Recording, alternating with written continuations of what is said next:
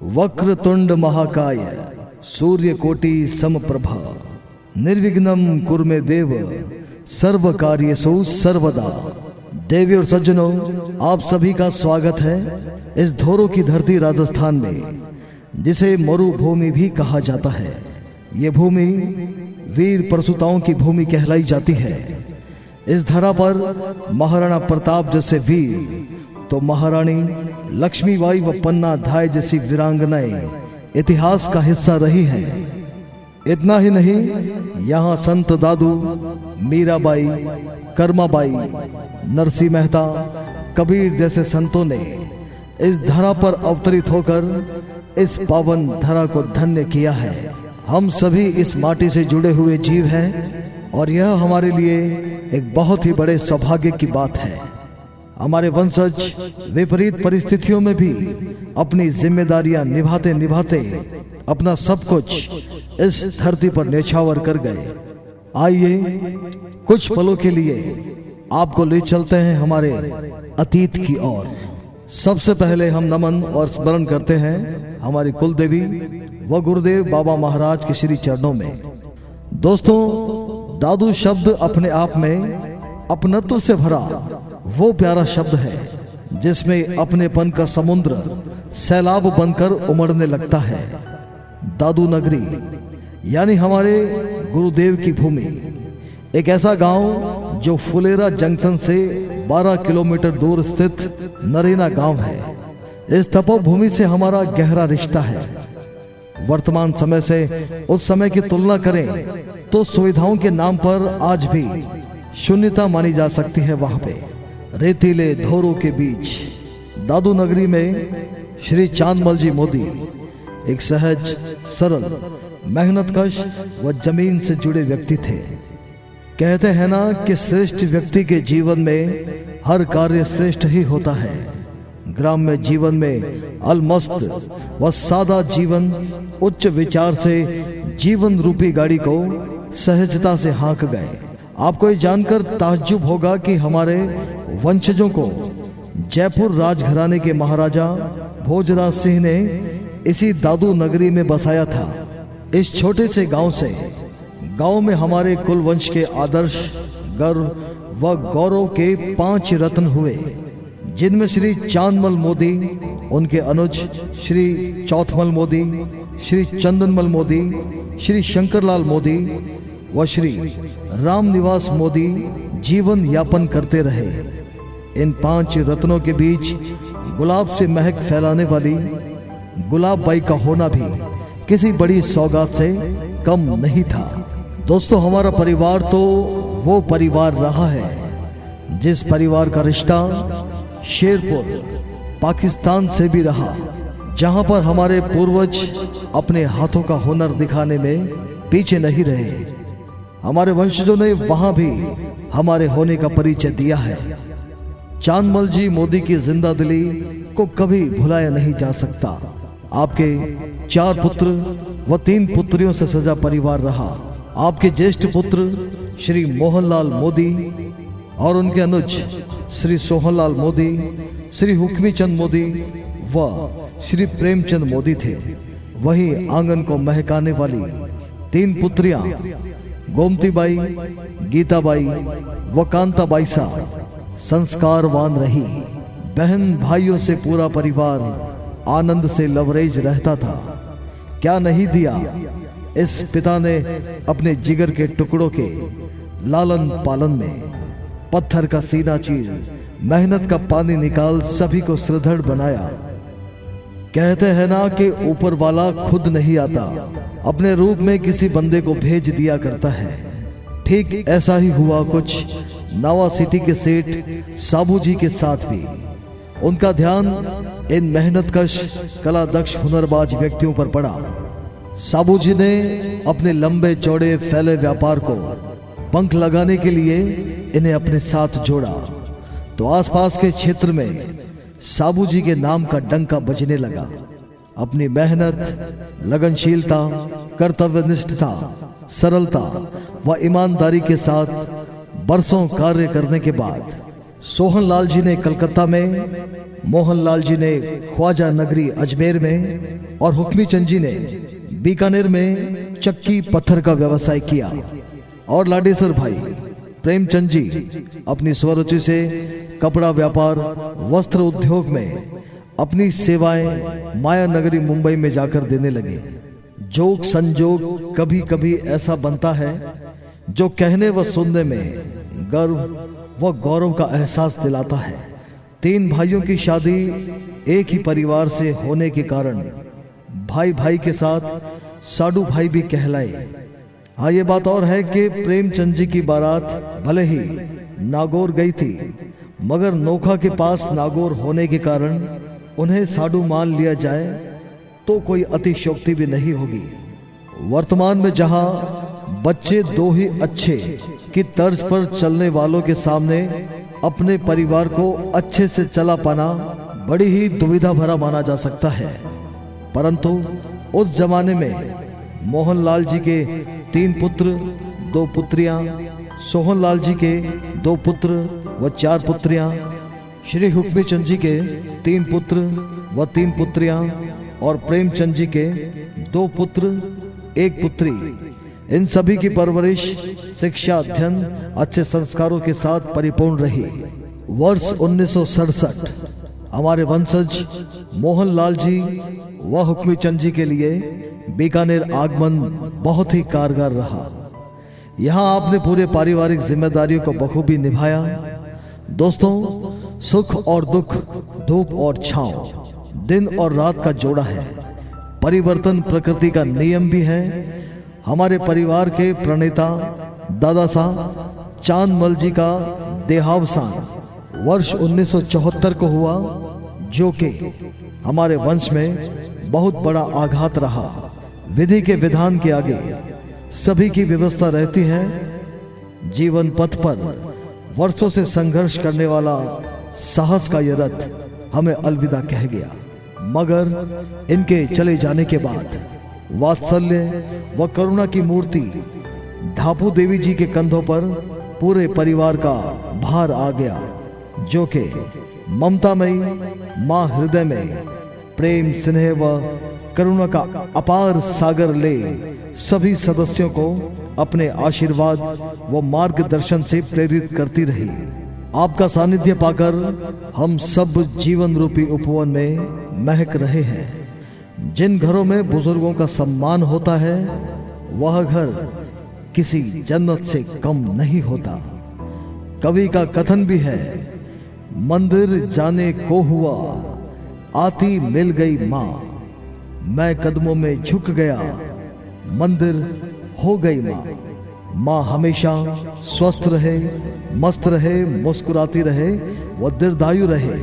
दोस्तों, जहां हमारे वंशजों ने मेहनत के साथ पाया ही पाया, तो खोया भी बहुत। समय का खेल है। वर्ष 2003 में श्री मोहन लाल जी का इस दुनिया को अलविदा कह जाना, उसके बाद वर्ष 2011 में बीकानेर में अपने काम की पहचान रखने वाले श्री हुक्मी चंद जी का निधन, और उसके 7 वर्षों बाद सन 2018 में श्री सोहन लाल जी का निधन। हमारे कुल के स्तंभों का यूं ढह जाना बेहद ही दुखद क्षण रहा। वही वर्ष 2021 में धैर्य व धर्म की पराकाष्ठा श्रीमती भगवती देवी अपने आदर्श व उसूलों पर जिम्मेदारी निभाते निभाते संस्कारों की सौगात देकर देहलोक में गमन कर गई। यहाँ उनके लिए यह कहना भी जरूरी बनता है कि भगवती देवी जी ने अतिथि देवो भव की युक्ति को साकार रखा। घर पर आने वाले अतिथि का आतिथ्य कैसा हो, वह सीखने व अनुसरणीय करने लायक था। खैर, ये जीवन की अटूट सच्चाई है कि जो आया है वो जाएगा, मगर अपने सत्य कर्म के बल पर युगों युगों तक लोगों के दिलों में अपनी छाप छोड़ जाना जीवन की सार्थकता है।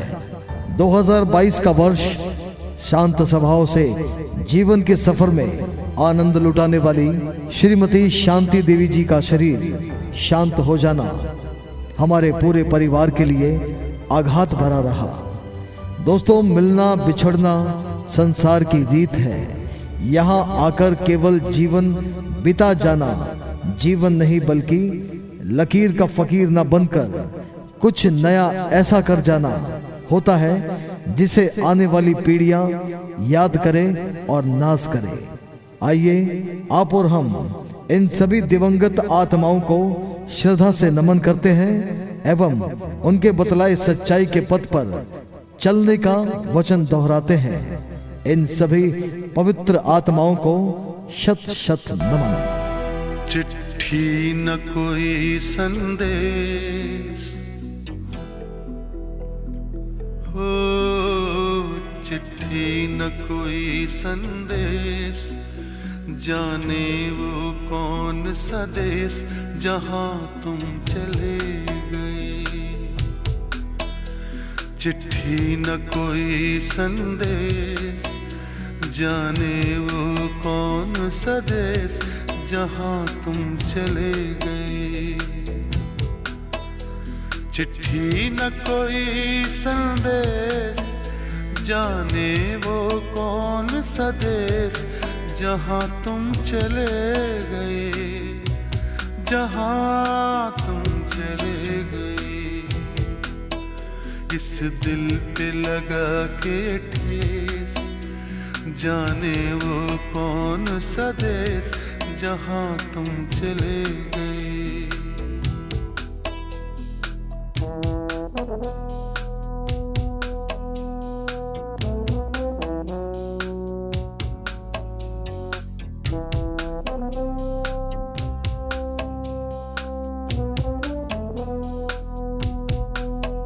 एक आह भरी होगी हमने न सुनी होगी, जाते जाते तुमने आवाज तो दी होगी। हर वक्त यही है गम, उस वक्त कहाँ थे हम, कहाँ तुम चले गए।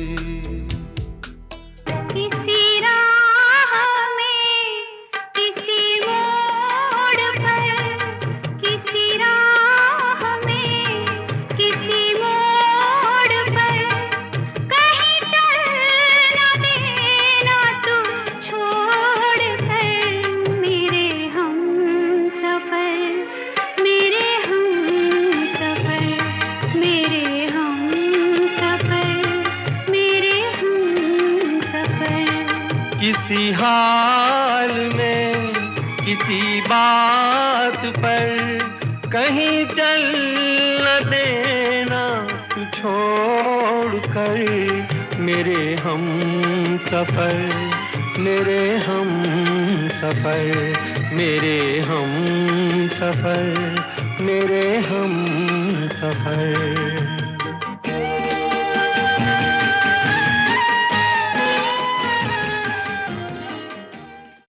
दोस्तों, कहते हैं ना कि कुमकुम चंदन रौली का अवतार नहीं होता, रक्षाबंधन व भाई दूज जैसा त्योहार नहीं होता।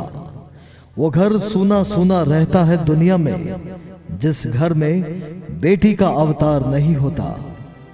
बेटियां क्या नहीं करती साहब।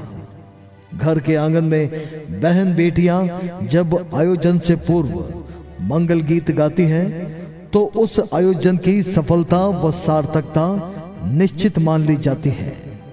इस दुनिया में हम आज हैं, कल नहीं होंगे, लेकिन हम अपनी आने वाली पीढ़ी के लिए सौगातें, पथ प्रदर्शक, मार्गदर्शक व कई मिसालें छोड़कर ही जाएंगे।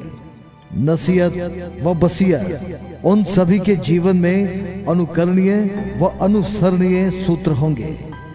माना माहौल थोड़ा गमगीन है, लेकिन गमगीन मुंडेर मन के इस पक्षी को उड़ाकर चलते हैं अब हम सभी आनंद की ओर। बहन बेटियों का स्नेह, सम्मान, बढ़ चढ़कर मिलना भाइयों के लिए दुनिया की सबसे बड़ी सौगात होती है। वर्तमान में भले ही हम सब परिस्थितिवंश दूर रहते हैं, लेकिन एक दूसरे के दिलों में वास करते हैं। भले ही खूब की कमाई मगर दिल से ना बिसराता, वो दिन धन्य जब भाई को भाई है याद आता। कहते हैं ना काकड़ी के बीज बगते हैं, ठीक ऐसा ही हुआ हमारा मोदी वंशज परिवार, जो कि गांव से शहर व शहर से महानगरों में फैल गया। आपको बतलाते हुए अति हर्ष भी होता है कि कोई कुल दीपक बनकर कुल को तारता है या सभी को एक सूत्र में बांधने का कार्य करता है। आप और हम सभी को जीवन की आपाधापी से परे लाकर एक छत के नीचे वंशावली व अतीत की यादें संजोने वाले सहज सरल व्यक्ति दामोदर व रविश कुमार मोदी के प्रयासों को नहीं भुलाया जा सकता। आप सभी के इस आयोजन में मिले सहयोग व सुझावों का भी आयोजन की सफलता का मापदंड रहा। ईश्वर की कृपा सदैव इस परिवार पे बनी रहे। ईश्वर बुरी नजर से हमारे पूरे परिवार को बचाए। हमें जो विरासत में मिला है, जुड़े रहना, उसी परंपरा के निर्वहन हेतु हमारा उद्देश्य सफल होता प्रतीत होता है। हम साथ साथ हैं और सदैव साथ रहेंगे। आओ आप और हम संकल्प लेते हैं आपस का प्रेम, भाईचारा व सौहार्द हमारे बीच सदैव यूं ही बना रहे। फूलों में खुशबू है, इस दिल में एक तू है, जन्मों के साथी हम साथ साथ हैं, जन्मों के साथी हम साथ साथ हैं। नैनों में ज्योति है, सीपी में मोती है, जन्म के साथी हम साथ साथ हैं, जन्मों के साथी हम साथ साथ हैं।